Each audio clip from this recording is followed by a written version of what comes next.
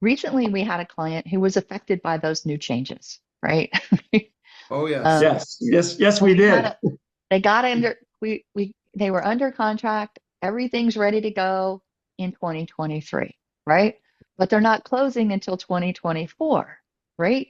So, John, can you tell us a little bit about that? I mean, we're not going to talk about where they are or what their name is, but maybe a little bit of the challenges that we had. And then we'll ask Erin a little bit of the challenges that we had with that as well. Oh, So, Yeah, well, Erin was both of you right off the bat were wonderful as a team to address the situation because it came out of the blue on us. well, don't sell But yourself short. yeah, well, I mean, thank this is you. great.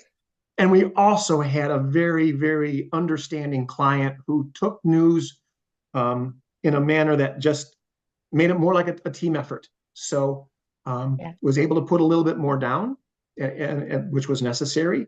And at the end of the day, we made it work. We made things work, and we got him in his home. And as we all recognized when we had this closing together, a very happy young man.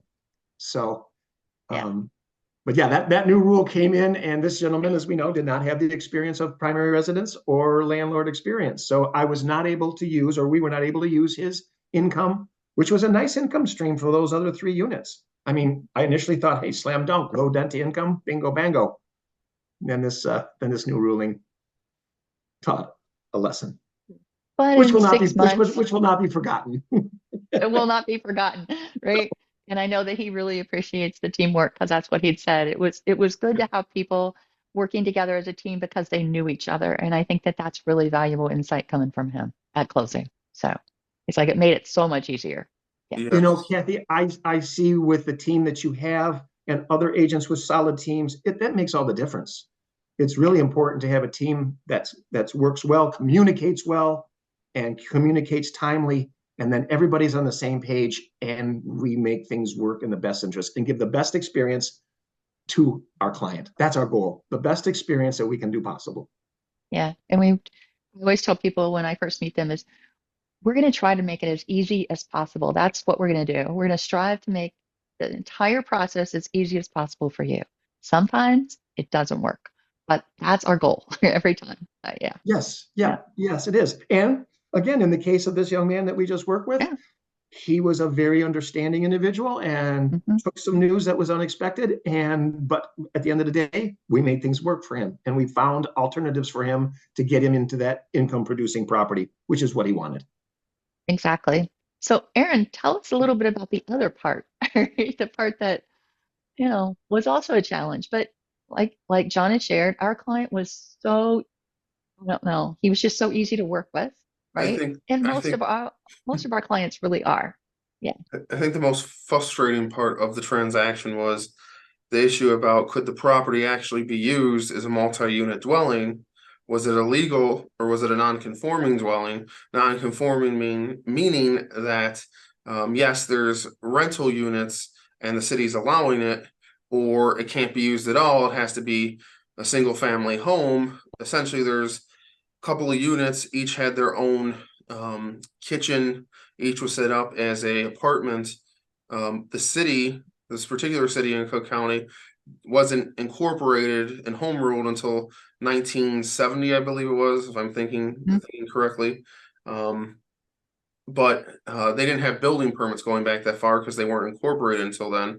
So I sent a letter on behalf of the client to the attorney for the seller, stating that, just finding this out, if my client can't rent it, then he's not going to proceed. And the lady in the building department for the city says, well, he's going to have to tear out kitchens. This isn't allowed. It's the first she's finding out about this.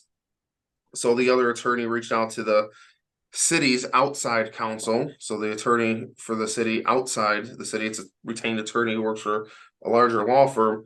And he said that's incorrect information. So I called the lady back from the city and she said, no, he's incorrect. Well, then the attorney for the city called her. It's like a game of grandfather's closet and said, no, that's not correct. And then I called her back and you were actually in the office yep. working on something, stop by and she said she was incorrect and she apologized about that, but couldn't put it into writing.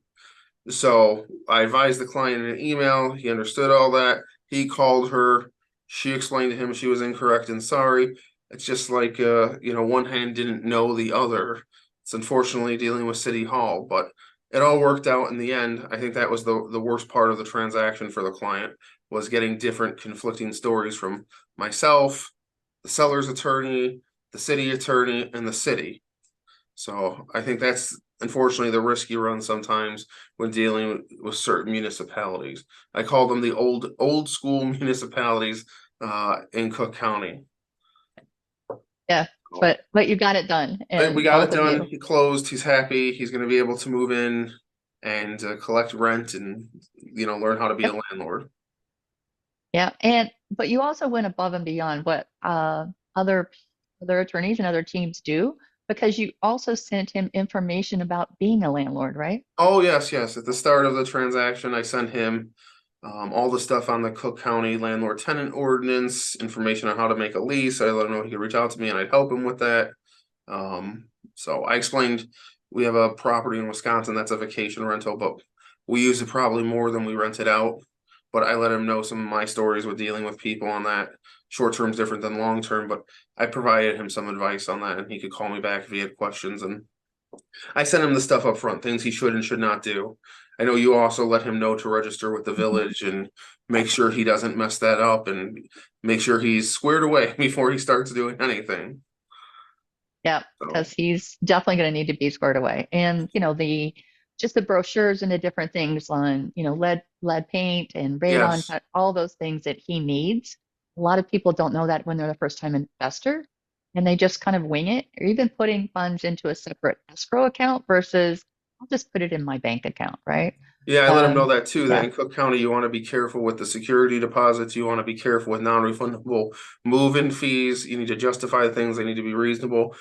As I tell clients, it's really two states. There's Illinois and then there's Cook County when you're dealing with renting out property. It's kind of two different places. And you can really get yourself into a jam if you don't adhere to the Cook County landlord tenant ordinance real closely. yeah, yeah. Well, and that makes sense. All right. Well, thanks, guys.